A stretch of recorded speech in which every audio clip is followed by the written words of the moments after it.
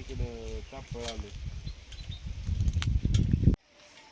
नमस्कार मंडळी, तुमच्या सर्वांचं स्वागत आहे आपल्या या फ्रेश व्लॉगमध्ये. सो खूप दिवस झाले मला हा ॲक्च्युली व्हिडिओ काढायचाच होता आणि काढीन करत असा 1 महिना गेला पूर्ण. तर ॲक्च्युली काही खास नाही हा व्हिडिओ, पण इम्पॉर्टंट आहे. इम्पॉर्टंट यासाठी आहे कारण त्या एक गोष्ट तशीच आहे.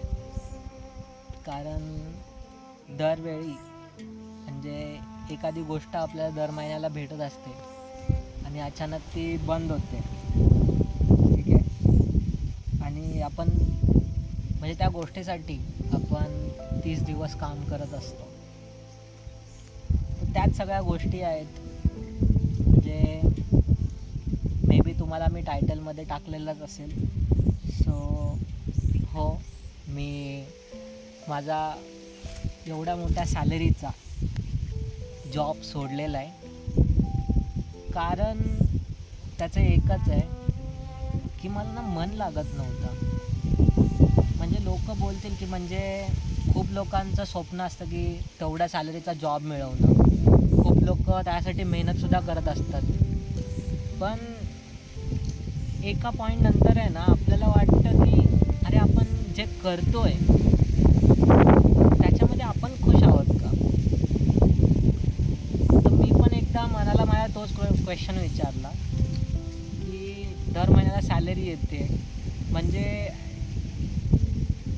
मी जॉब सोडला, ठीक आहे. ह्याच्या आधी मी सगळ्या गोष्टी ट्राय करून बघितल्या. म्हणजे मी जेव्हा काम करत होतो तर मला ना त्याच्यामध्ये ना हॅपीनेसच मिळत नव्हता. दर महिन्याला सॅलरी होत होती. मग मी हॅपीनेस मिळवण्यासाठी मी आधी ट्राय केलं की मी थोडंसं फिरायला जायचं ट्राय करत होतो. थोडंसं कुठे ना कुठे ट्राय करत होतो की फिरून वगैरे येऊ, जेणेकरून मोकळं मन थोडं हे रिलॅक्स होईल. पण परत मंडे आला की परत डोकं दुखाय चालू व्हायचं. त्याच्यानंतरला मग मी बोललो की आपण कार घेऊया, मे बी त्याने थोडंसं मला खुशी वाटेल. मग मी कार घेतली. पण कार घेऊन पण ती मला तेवढं म्हणजे 1 आठवड्यापुरतीच ती खुशी राहिली.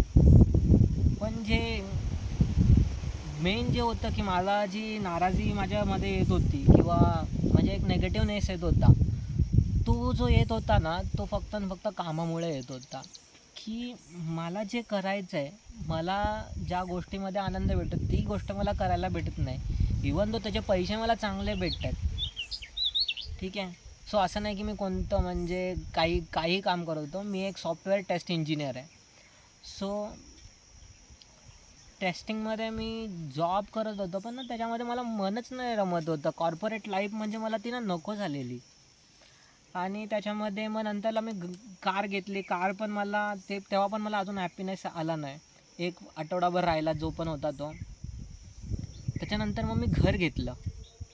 मी बोललो की अरे आता तरी मला खुशी भेटेल की ज्याच्यासाठी आपण लहानपणापासून मेहनत करत होतो की आता घर आपलं हक्काचं घर होईल. घर घेतलं तर ती पण मला 1 आठवड्यामध्ये तो पण हॅपीनेस निघून गेला. नंतर मग मी रिअलायझेशन मला झालं की मला जो हॅपीनेस आहे ना, तो हॅपीनेस मला घर, गाडी ह्याच्यामध्ये मिळतच नाही. मला जो हॅपीनेस मिळतो आहे तो जेव्हा पण मी गावी येतो आहे तेव्हा मिळतो आहे. ॲक्च्युली कसं झालं की माझं जे शिक्षण होतं म्हणजे ना, मी पहिल्यापासून आहे ना शाळेमध्ये असताना खूप सारे इव्हेंट्स अटेंड करायचो, थिएटर करायचो, डान्स करायचो, एकपात्री अभिनय करायचो. माझा जास्त टाईम तर थिएटरमध्येच जायचा. म्हणजे मी घरी जास्त नसायचोच. तर मी जास्त असायचो त्या ॲक्टिव्हिटीमध्ये. दिवसभर शाळेमध्येच असायचो, संध्याकाळी आल्यावर क्लासला जायचो, झोपायला घरी यायचो. सो हे सर्व होतं. त्यामुळे मला घराचं एवढं हे नाही राहिलं. आणि जेव्हा माझा कॉलेजचा टाईम आला तर कॉलेजचे 4 वर्ष जे होते ते मी साताऱ्याला होतो. तर साताऱ्याला माझं जे कॉलेज होतं तर ते हायवेला होतं आणि खूप मस्त एकदम निसर्गरम्य परिसरामध्ये होतं. तर मी 4 वर्ष तिथे काढलेले आहेत. आणि जेव्हा मग मी डिग्रीला मुंबईला गेलो. मुंबईला डिग्री पटापट 2 वर्षामध्ये कंप्लीट झाली. आणि त्याच्यानंतरला जेव्हा जॉबचा टाईम आला तर पहिला तर कोविड लागलेला. तो कोविडमध्ये मजबुरी म्हणून आपल्याला जॉब करावाच लागला, कारण पैसे वगैरे काहीच नव्हते. त्याच्यानंतर ॲक्सेंचर होतं, म्हणजे ते 1.5 वर्ष तर मी ॲक्सेंचरमध्ये केलं. 1.5 वर्ष मला वर्क फ्रॉम होम होतं, तर त्यावेळी मला काही इरिटेट होत नव्हतं मी. त्याच्यानंतर पण ॲक्सेंचरमध्ये इंटरनली ग्रोथ कमी होती, म्हणून मग मी स्विच केलं. स्विच करून मग चांगला पगार वगैरे, मग हळूहळू त्याची इन्क्रीमेंट होत गेली. म्हणजे जो पगार सिंगल डिजिटमध्ये, सिंगल आपण बोलतो पॅकेज होतं, ते डबल डिजिटमध्ये पॅकेज झालं माझं. सो पगार वगैरे चांगला येत होता. पण नंतरला मग मला ट्रॅव्हलिंग करावं लागलं. मग ती रोजची धकाधकी, रोजचं ट्रेनने ट्रॅव्हल करा. म्हणजे माझं ऑफिस जरी 10चं असेल तरी मी राहतो पनवेलला, तर मला 7 वाजता घरातून निघा, संध्याकाळी 11 वाजता रिटर्न या. त्याशिवाय ऑफिसमध्ये गेल्यावरती त्या डेडलाईन्स, तो प्रेशर, त्या मीटिंगसाठीच्या एन्झायटीज, ते खूप म्हणजे ना ओव्हरलोड होत गेलं मला.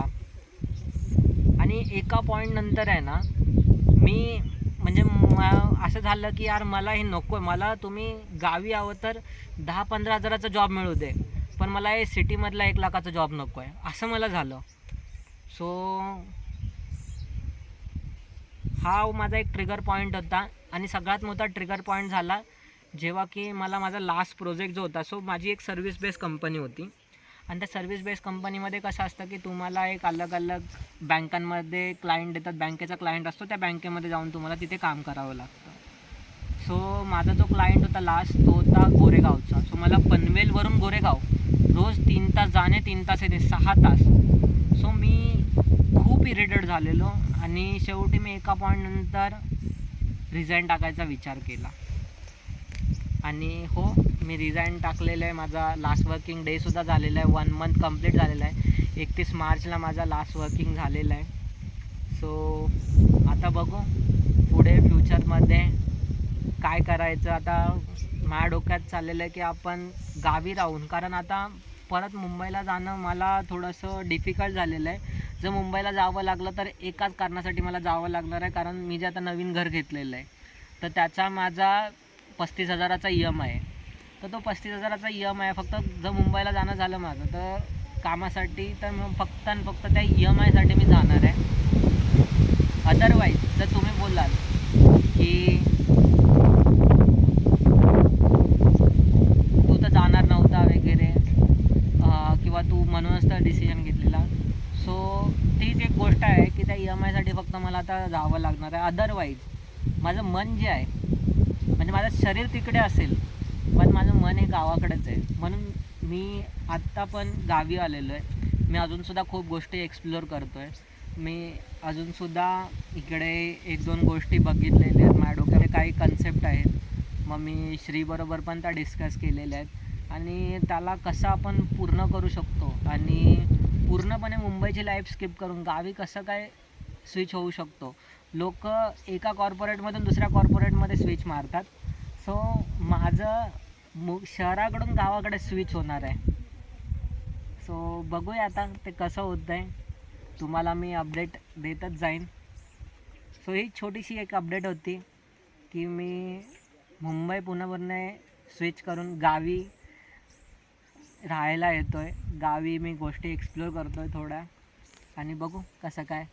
तुमचा पण मला या गोष्टींमध्ये पूर्ण थोडा सपोर्ट लागेल, कारण आत्ता माझ्याकडे बॅकअप प्लॅन असा काहीच नाही. बॅकअप प्लॅनमध्ये माझ्याकडे 2 गोष्टी आहेत आणि तिसरी गोष्टीवरती मी विचार करतो आहे.